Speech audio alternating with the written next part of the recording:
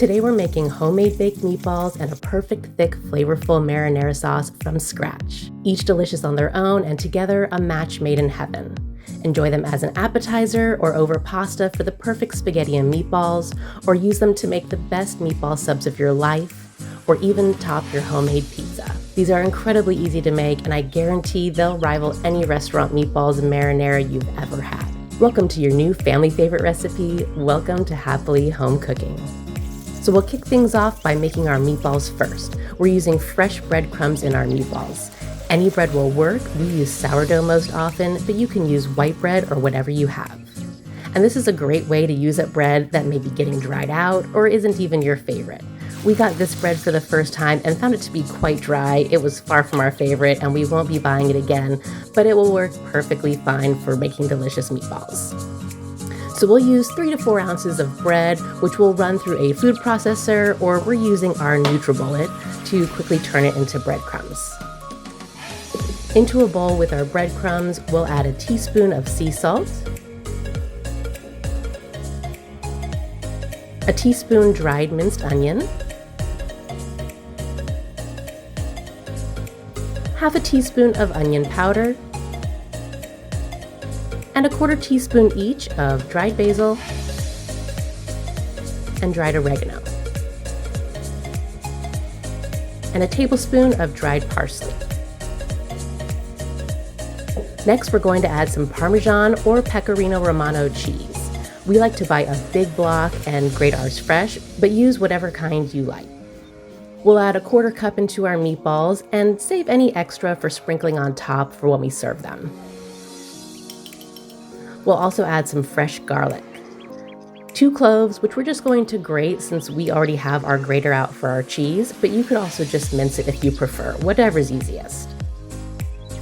And then we'll add a 1/4 cup of milk as well to help keep our meatballs moist. And you could also make these meatballs dairy-free if you wanted to by simply leaving out the cheese and milk. Last but definitely not least, we'll add 2 pounds of ground beef and 1 egg to help bind it all together.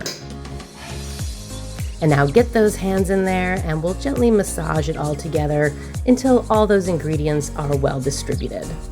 You do not have to use gloves, but something about raw meat on my hands is definitely not my favorite. So we like to bake our meatballs on a sheet pan. A ceramic pan like this is fantastic because it's non-stick, but we'll also get a beautiful caramelization to our meatballs. Alternatively, you could use a stainless steel pan or whatever you have, and just line it with a piece of parchment paper to prevent any sticking. And we'll bake these in the oven at 400 degrees Fahrenheit for about 20 minutes. These meatballs are fail-safe. They stay perfectly moist and are super flavorful even on their own without any sauce. All right, these puppies are done and you can eat them right away or refrigerate or even freeze them for later. Now moving on to our favorite homemade marinara sauce. This is made with very simple ingredients, but there are a few keys that make this way better than any store-bought sauce. One of those keys, and probably the most important one, is incorporating some fresh veggies and aromatics. We use 1 yellow onion, which we'll dice,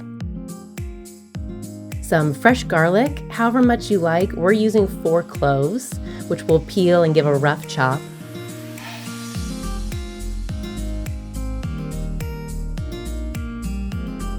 And the secret ingredient is a couple fresh carrots. They give our sauce a natural sweetness and help to thicken our sauce as well and really give it all the homemade vibes.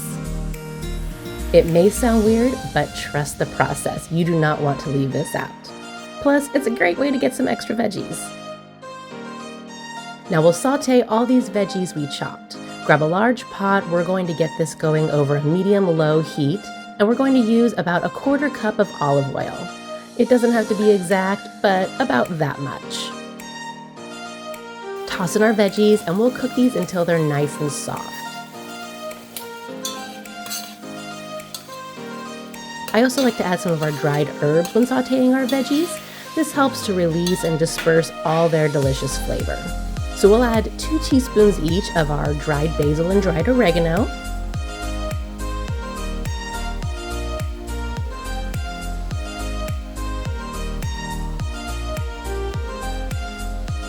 And I also like to add a pinch of red pepper flakes. About a 1/4 teaspoon will add delicious, well-rounded flavor, but if you want a spicy marinara, you could increase that to 1/2 teaspoon or more.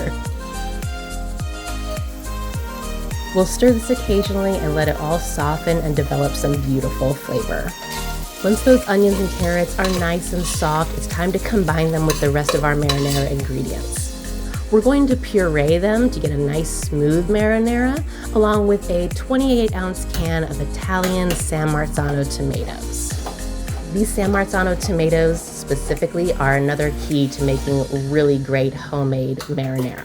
We're going to put in our tomatoes straight from the can rather than cooking them with the veggies first, and add in our cooked veggies and herbs. So the room temperature tomatoes cool down the warm veggies, and that way we're not blending hot food in our plastic container. The problem with hot foods in plastic is that the heat causes the plastic to leach chemicals into your food. Not such a great thing, so we try to avoid that whenever possible. Once our tomatoes and veggies are pureed nice and smooth, we'll just return it to our pot on the stovetop and add a few finishing touch ingredients. We like to add a couple tablespoons of tomato paste. Anytime we have leftover tomato paste, we like to freeze it in these little rounded tablespoon portions, and recipes like this are the perfect use for them. We're also going to add about a 1/2 cup of water, and you may decide to add more depending on how thick you like your sauce and how long you're going to let it simmer. The longer you let it go, the thicker it will get. And of course, we'll season this with some salt and pepper, about 1.5 teaspoons of sea salt, and around 1/2 teaspoon of pepper. You can use black pepper. We are currently in love with these whole mixed peppercorns that we get from our local Italian market. It just adds a little something extra. And we'll just set this on low and let it hang out and simmer for several hours, however long you have. There's no set time for this. You could eat it in 20 minutes if you want, but the longer it goes, the more it will thicken and the more the flavors develop and meld together. Bottom line, the longer the better. Plus, I always love when I can prep early in the day and have something ready for easy dinner later. Now, what we like to do is at some point toss our meatballs into our sauce. Not only does this keep them nice and moist as they heat through if they've been refrigerated, but they will also get more and more tender as they sit in the sauce. And talk about flavor osmosis. Both the meatballs and the sauce will taste even better. These homemade meatballs and marinara make a really nice appetizer, or of course a killer spaghetti and meatballs. They are perfect for a meatball sub, or even topping a homemade pizza. However you eat them, I guarantee you'll enjoy them. Feel free to come back and rave about them in the comments. Until then, thank you so much for being here and hanging out with us today.